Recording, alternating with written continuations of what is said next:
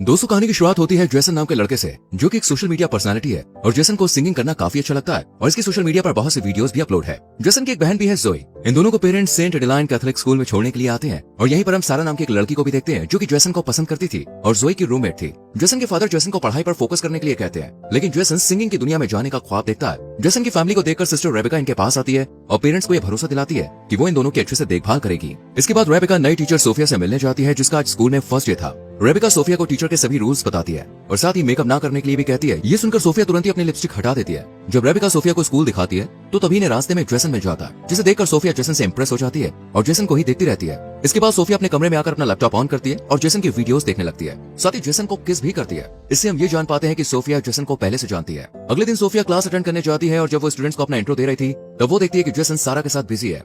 ये देखकर सोफिया गुस्से में सारा को जेसन से दूर बैठा देती है। कैथोलिक स्कूल में टीचर किसी भी स्टूडेंट के साथ ऐसा रूड बिहेव नहीं करती थी, इसलिए जोई को ये अजीब लगता है। शक तो जोई का तब और बढ़ जाता है जब सोफिया बिना प्रेयर के पढ़ाना शुरू कर देती है। ये देखकर जोई सोफिया को प्रेयर कराने के लिए कहती है, जिस पर सोफिया खुद प्रेयर करने के बजाय जोई से प्रेयर कराती है। लेकिन अब भी सोफिया प्रेयर नहीं करती। जब ये बात जोई जेसन को बताती है तो वो ज्यादा इस बात पर ध्यान नहीं देता, क्योंकि इस टाइम जेसन सारा को मैसेज कर रहा था। स्कूल के बाद सोफिया जेसन के पास आकर सारा के बारे में पूछने लगती है और जेसन बताता है कि हम सिर्फ दोस्त हैं। ये सुनकर सोफिया को बहुत अच्छा लगता है, लेकिन जब अगली सुबह सोफिया जेसन और सारा को किस करते हुए देखती है तो उसे बहुत गुस्सा आता है और सोफिया जेसन को क्लास में भेजकर सारा को डांटने लगती है। लेकिन सारा कहती है कि मेरे फादर स्कूल को फंड देते हैं, इसलिए तुम मुझे कुछ नहीं कह सकती। लेकिन सोफिया को तो इससे कोई फर्क ही नहीं पड़ता और क्लास खत्म होने के बाद सोफिया जेसन से बात भी करती है और कहती है कि तुमने मुझसे झूठ क्यों बोला कि सारा तुम्हारी गर्लफ्रेंड नहीं है। जेसन कोई जवाब नहीं देता। सोफिया जेसन को अपने चेंबर में मिलने के लिए बुलाती है और जब जेसन वहाँ पे आता है तो सोफिया अंदर बिना दरवाजा लॉक किए बॉडी को मॉइस्चराइज कर रही होती है। सोफिया को इन छोटे छोटे कपड़ों में देखकर कुछ देर के लिए जेसन होश खो बैठता है, लेकिन फिर यहाँ से चला जाता है और ये सब सोफिया ने जानबूझकर किया था। लेकिन जेसन के चले जाने से सोफिया को काफी बुरा लगता है। अगली सुबह जब सोफिया जेसन से पूछती है कि तुम मेरे चेंबर में क्यों नहीं आया, तो जेसन कहता है कि मैं भूल गया। जेसन और जोई को स्कूल आए 1 हफ्ता गुजर चुका था, इसलिए इनके पेरेंट्स इन्हें वीकेंड पर घर ले जाते हैं। जेसन के चले जाने के बाद सोफिया भी रेबेका से अपनी आंटी की तबीयत खराब का बहाना लगाकर छुट्टी ले लेती है। इधर हम जेसन को देखते हैं जो अपने फादर से 1 साल का टाइम मांगता है ताकि वो पढ़ाई को होल्ड करके सिंगिंग को टाइम दे सके।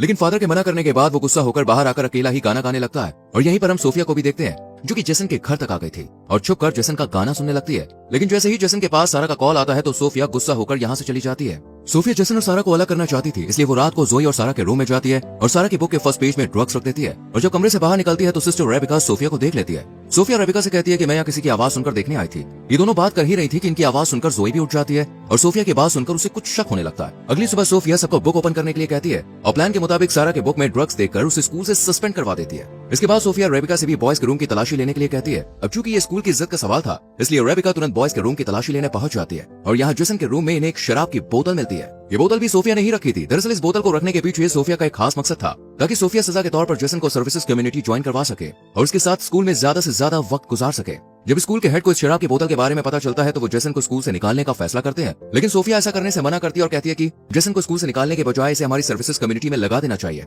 जेसन को सिस्टर्स का काम मिल जाता है। इसके बाद कहानी पास्ट में घूमती है, जहाँ पर हम सोफिया को देखते हैं जो सोशल मीडिया पर जेसन की वीडियोस देखकर उसकी फैन हो गई और फिर सोफिया रियल सिस्टर सोफिया से मिलने गई, जो कि जेसन के स्कूल में पढ़ाने आने वाली थी। लेकिन स्कूल आने से पहले सोफिया ने उसे मार दिया और उसके डॉक्यूमेंट्स बदलकर उसकी सिस्टर की यूनिफॉर्म पहनकर खुद सोफिया बनकर स्कूल पहुंच गई। और फिर कहानी प्रेजेंट में घूमती है, जहाँ जेसन स्कूल में काम कर रहा था। सोफिया भी इसकी हेल्प के बहाने से इसके पास चली आती है और यहाँ सोफिया जेसन का ध्यान अपनी तरफ खींचने के लिए शर्ट के बटन खोल लेती है। ये सब जोई भी देख रही होती है। इसी रात सोफिया खुद पर कंट्रोल नहीं कर पाती और जेसन के कमरे में चली जाती है और चुपके से मोबाइल रिकॉर्डिंग ऑन करके एक तरफ रख देती है।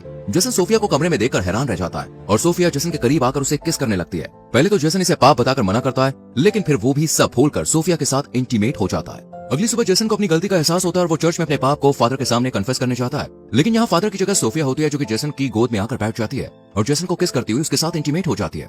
1 हफ्ते बाद जेसन वीकेंड पर अपने घर चला जाता है और यहाँ लंबे समय के बाद सारा जेसन को मैसेज करके पार्टी के लिए इनवाइट करती है। जेसन के जाने के बाद सोफिया भी स्कूल से निकल ही रही होती है कि तभी सोफिया रेबेका के साथ दूसरे स्कूल के फादर को देखती है। ये फादर रियल सोफिया को अच्छे से जानते थे और इसी बारे में वो रेबेका से बात कर रहे थे। ये सुनकर सोफिया घबरा जाती है कि कहीं उसका सच पता न चल जाए, इसलिए सोफिया जल्दी से कार की तरफ जाने लगती है। लेकिन जब रेबेका उसे रोकती है तो सोफिया आंटी की तबीयत का बहाना बनाकर यहाँ से चली जाती है। रात को जेसन अपने फादर से सारा की पार्टी में जाने के लिए कहता है, लेकिन इसके फादर मना कर देते हैं, जिस पर गुस्सा होकर जेसन बिना परमिशन के ही सारा के पास चला जाता है। यहाँ जेसन और सारा दोनों ड्रिंक करते हैं और फिर सारा जेसन को एक रूम में ले जाकर उसे किस करने लगती है। तभी जेसन को सोफिया के साथ बिताए हुए पल याद आते हैं, जिस वजह से जेसन को सारा के साथ कंफर्ट फील नहीं होता और वो एक बियर की बोतल लेकर यहाँ से चला जाता है। पुलिस जब जेसन को खुलेआम बोतल के साथ देखती है तो गिरफ्तार कर लेती है, लेकिन तभी यहाँ पर सोफिया आ जाती है और पुलिस से कहती है कि जेसन मेंटली काफी डिस्टर्ब है और पुलिस को अपनी बातों में उलझाकर जेसन को बचा लेती है। जेसन सोफिया को बताता है कि मैं ड्रंक होकर घर नहीं जा सकता हूँ। ये सुनकर सोफिया जेसन को होटल ले जाती है और दोनों एक रूम में चले जाते हैं।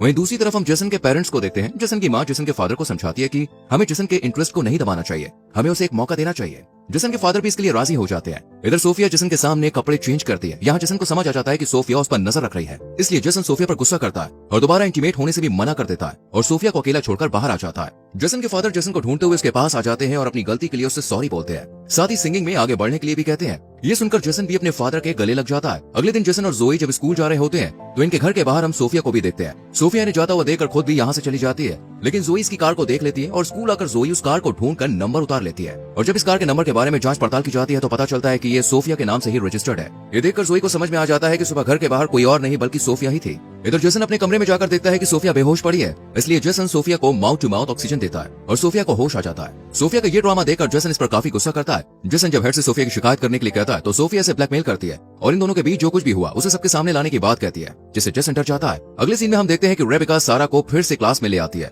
ये देखकर सोफिया रेबिका पर गुस्सा होती है, लेकिन रेबिका सोफिया को ही डांट कर यहाँ से चली जाती है। सारा के आ जाने से सोफिया अपना कंट्रोल खो देती है और नहाते वक्त सारा को बाथरूम में ही मार देती है और बाद में ऐसा प्रिटेंड करती है जैसे कि ये एक एक्सीडेंट था। इसके बाद सारा की बॉडी को पोस्टमार्टम के लिए भेज दिया जाता है। जोई को ये सब काफी अजीब लग रहा था। जेसन सोफिया के पास जाकर इस मौत के पीछे उसको दोषी ठहराता है, लेकिन सोफिया मना कर देती है और जेसन को ब्लैकमेल करती हुई उसे इंटीमेट वीडियो दिखाती है और कहती है कि तुमने सारा के लिए जुबान खोली तो मैं ये MMS लीक कर दूंगी। अगले दिन जेसन जोई अपने मॉम के साथ जब घर आते हैं तो सोफिया भी अपनी आंटी की डेथ का बहाना बनाकर स्कूल से निकल जाती है और रात में जब जेसन अपनी फैमिली के साथ बाहर डिनर पर जाता है तो सोफिया भी उन्हें ज्वाइन कर लेती है। इधर रेबिका को पता चल जाता है कि सोफिया की कोई आंटी नहीं है। वहीं जेसन भी जोई को सब सच बता देता है और फिर ये दोनों रियल सोफिया के बारे में पता करने की कोशिश करते हैं। इधर रेबिका सोफिया को बताती है कि मुझे सब पता चल गया, तुम असली सोफिया नहीं हो। इस सच को बताने के लिए रेबिका स्कूल के हेड के पास जा ही रही होती है कि सोफिया रेबिका के सर पर अटैक कर देती है। वहीं जेसन और जोई को सोफिया के कमरे से उसका लैपटॉप मिल जाता है जिसमें जेसन की वीडियोस फोटोज थी और ये सोफिया नहीं बल्कि लॉरा थी। ये लैपटॉप लेकर ये दोनों चर्च में रेबिका को सब सच बताने जाते हैं और तभी यहाँ सोफिया आ जाती है और हम सोफिया को देखकर समझ पाते हैं कि ये एक साइको है।